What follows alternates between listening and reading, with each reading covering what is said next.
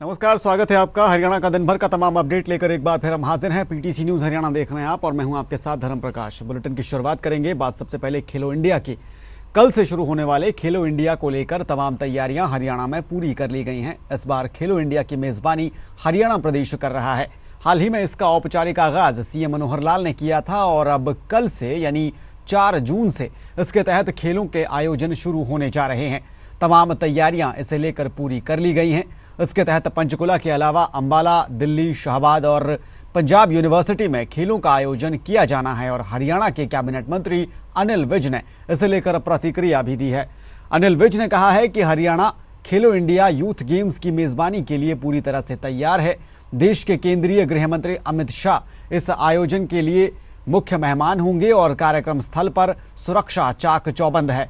अनिल विज ने कहा कि युवा खेलों को लेकर पूरी तरह उत्साहित है।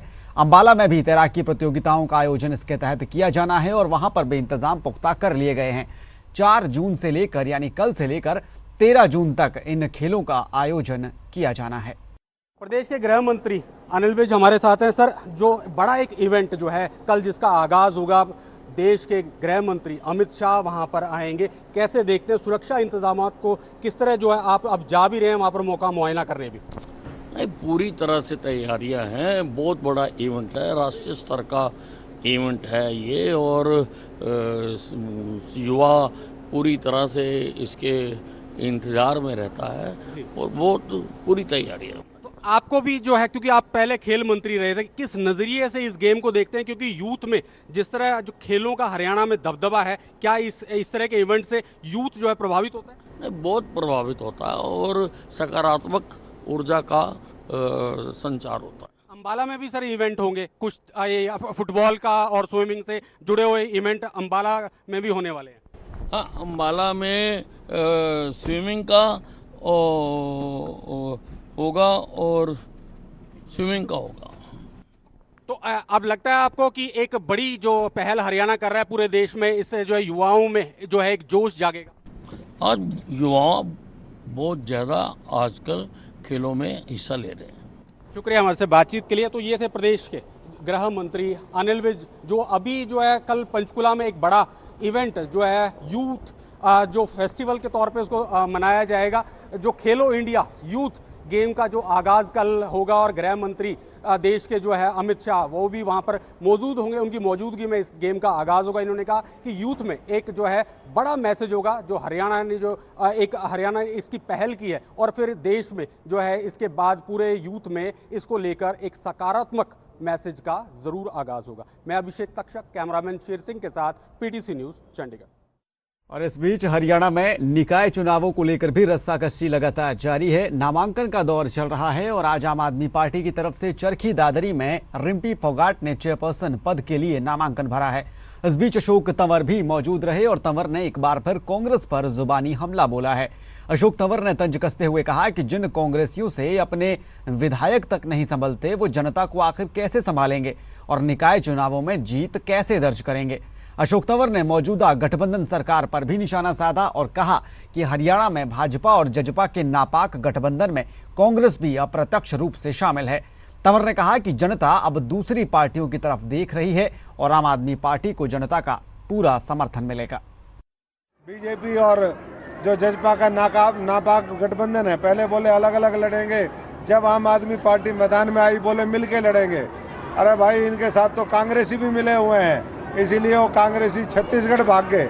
यहाँ अपने एक वर्कर को ऐसे ही सूना छोड़ के पूरा इलाका और उनको एक तरीके से बिल्कुल राम भरोसे छोड़ करके और सब मैदान छोड़ करके भाग गए। इससे पता चलता है कि आम आदमी पार्टी लोगों की मजबूत लड़ाई लड़ रही है और आने वाले समय में इसी का साथ हरियाणा की जनता देगी और वही चारों तरफ दिख रहा। आज हमारे दर्जनों साथियों ने नॉमिनेशन भरे हैं, बाकी कल भरेंगे। मैं सभी साथियों को शुभकामनाएं देता हूं और सबसे गुजारिश करता हूं।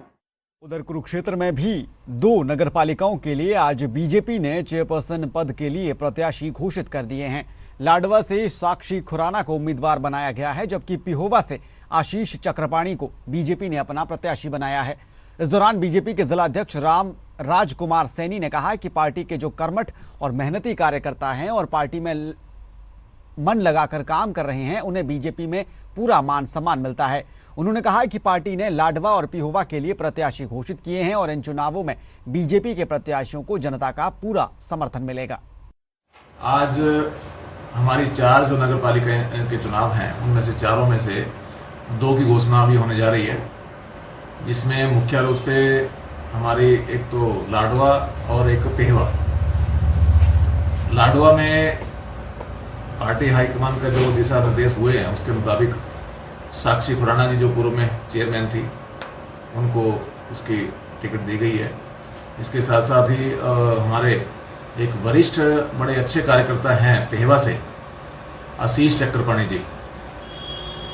आशीष चक्रपाणी जी ब्राह्मण हैं, उनको वहाँ से पिछली बार अशोक सिंगला जी थे और अब की बार आशीष चक्रपाणी जी को जो हमारे एमिनेंट पर्सन भी हैं उनको पार्टी उनके लिए उनके नाम की घोषणा कर रही है और अभी फिलहाल 2 ही हैं।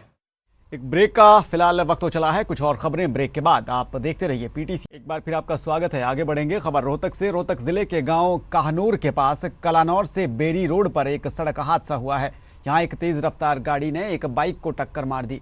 बाइक सवार हरियाणा पुलिस का एक जवान था। हरियाणा पुलिस के एसपीओ सीताराम की इस हादसे में मौके पर ही मौत हो गई। मृतक एसपीओ लाहली गांव का रहने वाला था।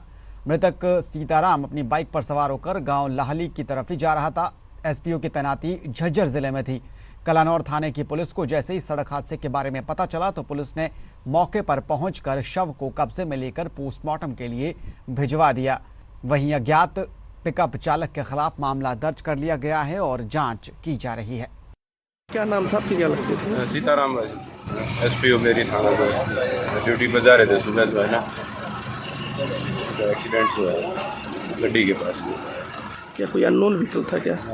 पता नहीं है, मैं तो जो है जैसे सूचना मिली है अभी अननोन व्हीकल से ही बता रहे हैं। आज सुबह एक सूचना मिली थी कि एसपीओ सीताराम सन श्री चंद्र सिंह वासी लाली, जिसकी पोस्टिंग थाना बेरी झज्जर में थी, आज सुबह अपनी ड्यूटी के लिए अपने मोटरसाइकिल पर निकला था, जो बेरी से झज्जर रोड के ऊपर पिकअप डाला के साथ एक्सीडेंट हो गया। एट द स्पॉट एक्सपायर हो गया। जो पिकअप डाला और उसके ड्राइवर को कब्जा में ले लिया है। हरियाणा में ओयो के तहत होटल संचालन करने पर अब नई गाइडलाइंस जारी कर दी गई हैं। इन गाइडलाइंस का अगर पालन नहीं किया गया तो कानूनी कार्रवाई का भी प्रावधान है। गाइडलाइंस के मुताबिक ओयो संचालकों को अब नगर निगम से ट्रेडमार्क लाइसेंस लेना होगा, फायर ब्रिगेड से फायर एनओसी लेनी होगी और हरियाणा पुलिस से बाकायदा सर्टिफिकेट लेना होगा। ये तमाम औपचारिकताएं अब संचालकों को पूरी करनी होंगी। डीसीपी कुशल पाल सिंह की माने तो पुलिस इस दिशा में तेजी से काम कर रही है। उनकी माने तो सभी ओयो होटल संचालकों की बैठक भी बुलाई जा रही है और उस बैठक में उन्हें तमाम गाइडलाइंस का पालन करने के निर्देश दिए जा रहे हैं। अगर ओयो संचालकों ने इन औपचारिकताओं का पालन नहीं किया तो उनके खिलाफ कड़ी कानूनी कार्रवाई भी की जाएगी। हमारी तरफ से यही है कि एक तो जो होटलों में जो रजिस्टर वगैरह इनके चल रहे हैं, जिसमें जो भी आता है जिसको एंट्री करते हैं, उसके लिए हम इनको नई उसमें गाइडलाइन दे रहे हैं कि ये 200 पेज का रजिस्टर रखेंगे, जिसकी पेजिंग हम चेक करेंगे। हमारा एसएचओ या चौकी इंचार्ज जिसका एरिया पड़ता है वो चेक करेगा और उसकी 200 पेज का जो एक सर्टिफिकेट है जो इनके फर्स्ट पेज पे लगेगा वो मैं जारी करूँगा, जो वो लगेगा। तो जो भी इनके पास जो भी ग्राहक आएगा वो उसकी एंट्री उस रजिस्टर में करेंगे। हाँ, वो रजिस्टर हमारी तरफ से सर्टिफाई होगा ताकि वो कोई और अपनी तरफ से कहीं दूसरा लगा के एंट्री ना कर सके, ताकि अगर हमारा होगा तो उसमें कोई टेम्परिंग ना कर सके। उसको हम कभी भी जाएं तो हम उसी हिसाब से चेकिंग करेंगे उसको। खबर झज्जर से, जहां ड्रेन की वजह से विभिन्न गांवों में हो रहे जल भराव को लेकर ग्रामीणों की पंचायत ने उच्च अधिकारियों से गुहार लगाई है। जिले के बुपनिया, गगड़वा, जगतपुर और लुकसर गांव के ग्रामीणों ने उच्च अधिकारियों से मुलाकात की है। ग्रामीणों के मुताबिक ड्रेन की ऊंचाई कम होने की वजह से और ड्रेन के ओवरफ्लो होने की वजह से ड्रेन का पानी अक्सर खेतों में चला जाता है, जिसकी वजह से किसानों की फसल खराब हो जाती है। ग्रामीणों के मुताबिक आज उन्होंने उपायुक्त से इस समस्या के समाधान को लेकर मुलाकात की है और उपायुक्त ने उन्हें 15 दिनों के अंदर समस्या के समाधान का भरोसा दिया है। समस्या ड्रेन की और नाले की है, कैसी भी ड्रेन की, जो यहाँ से छोटानी से सीधे जाती है मंडेला कह रहे, बोपनिया, गंगड़वा, जगरतपुर, लोकसर, इन गाँव में ज्यादा समस्या है। जिनकी जो बंदाई है ना वो बंदाई भी नहीं हो रही करें उसकी ड्रेन की, और जो उसके अंदर जलकुंभ भी वो भिन्नो भिन्नो खड़ी है।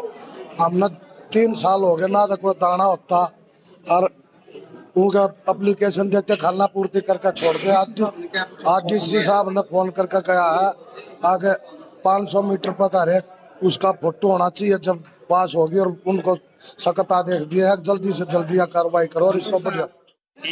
मिट्टी कम डाली जा है, वो मिट्टी के कारण यहाँ आए थे कि डीसी साहब बोले भाई यार 500 फुट पे फोटोग्राफर हो गया, एक तरफ से पटड़ी बनाई जाएगी जिस पर व्हीकल जा सके, 15 दिन के भीतर ये काम हो जाएगा। डीसी साहब के पास आए थे, 4 गांवों की समस्या थी ड्रेन की, जो पानी की निकासी को लेकर के लोग परेशान थे। मेरे को भी आदेश मिला चारों गाँव का, भाई हम डीसी साहब का रहे हैं, आप भी आ जाओ। इस समस्या को लेकर के मैं भी डीसी साहब को पहुंचा और डीसी साहब से बैठ के सारी डिस्कस हो गए, सारी चीज़ें बता गए। डीसी साहब ने उसको 15 दिन का एससी को फोन करके 15 दिन का टाइम दिया, 15 दिन में इसको कंप्लीट करो। जो लोगों की समस्या है ये समस्या नहीं रहनी चाहिए। हरियाणा में 3 जून को रेल रोको आंदोलन का message Khalistan Sikh for justice की तरफ से वायरल हुआ था और इसको लेकर हरियाणा में आज सभी स्टेशनों पर पुलिस बल तैनात किया गया था।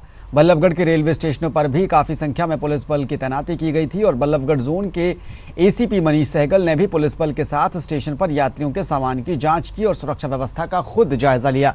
एसीपी मनीष सहगल ने बताया कि पूरे हरियाणा में खालिस्तान की तरफ से रेल रोको आंदोलन का मैसेज वायरल हुआ था, जिसको लेकर फरीदाबाद के कई स्टेशनों पर पलवल से तुगलकाबाद स्टेशन तक भी पुलिस तैनात की गई थी और आने जाने वाले यात्रियों की जाँच भी की गई।